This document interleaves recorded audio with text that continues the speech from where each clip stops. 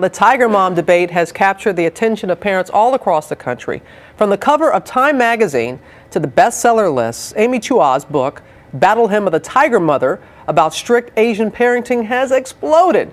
Now our Juju Chang sat down with the author to talk about this uproar. There's a lot of controversy. Robin, I call myself a tiger cub because I was raised by tiger parents. I think you were too. Oh, my parents were very strict. Right? Very loving, but very strict. Loving yes. but strict. No play dates, no slumber parties, and that's part of the controversy. But is this style of uber tough love parenting actually good for kids? I always swore I would never raise my kids that strictly. But when I spoke to Amy Chua about the controversy caused by headlines like Chinese mothers are superior, she says she's been misunderstood. Let's start with the reaction to the book. It has been so polarizing. People either love you or love to hate you. Absolutely. And I didn't expect this level of intensity. The book, of course, it's not a how-to guide. It's really about my own journey and transformation as a mother. You've got death threats, so much vitriol online. What do you think people are afraid of? It just feels like it's had a life of its own. I mean, people saying terrible things about my kids, wishing bad things on my family. So I guess it's just so personal for everybody. Now, I've heard that from a lot of my friends who feel like Amy Chua is giving us a bad name. She's making us look like we're all harsh dragon moms. I'm sad about that, and I'm a little puzzled because, you know, again, the last third of the book, it's not a tiger, it's a crying little rabbit.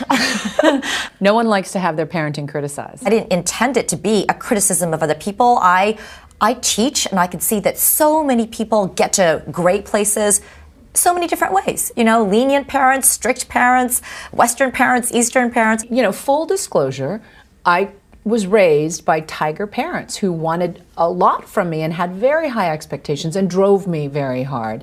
And I think I responded in exactly the opposite way. I mean, I was full of insecurity and pressure and self-doubt, and it took me years to get over it. And my parenting style is quite the opposite of yours, actually, because I adopted almost a full-bore Western style of parenting. Right, but again, you know, my book sort of is completely sympathetic to that, right? Because at the end, I'm saying, listen to your child, and if they are crying out for you, this isn't working, you have to stop. Okay, one of the more controversial excerpts from the book was when you rejected your daughter's Mother's Day card. How cruel. That story has gotten out of control. I have the New York Post article here that your daughter wrote defending you. But let's face it, the card was feeble and I was busted. If I actually tried my best at something, you'd never throw it back in my face. Never. Never. You know, both my daughters know that if they really, really put their best effort, then that's good enough for me. So you're not saying if you don't get an A, I won't love you? Oh, are you kidding? I don't care about the A. You know, it is like, I believe in you so much.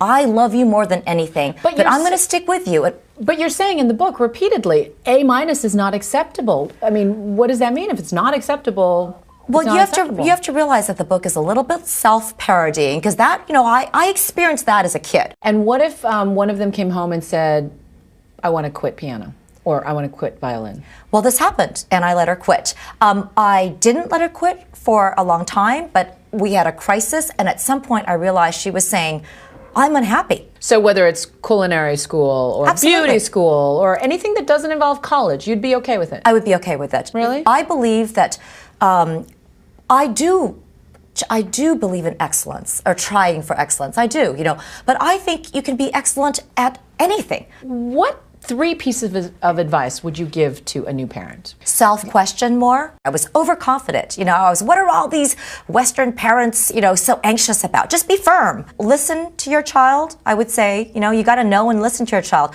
I wonder if that's what it all comes down to. But that sounds kind of like wimpy Western parenting to me. Well, those are the first 2 things.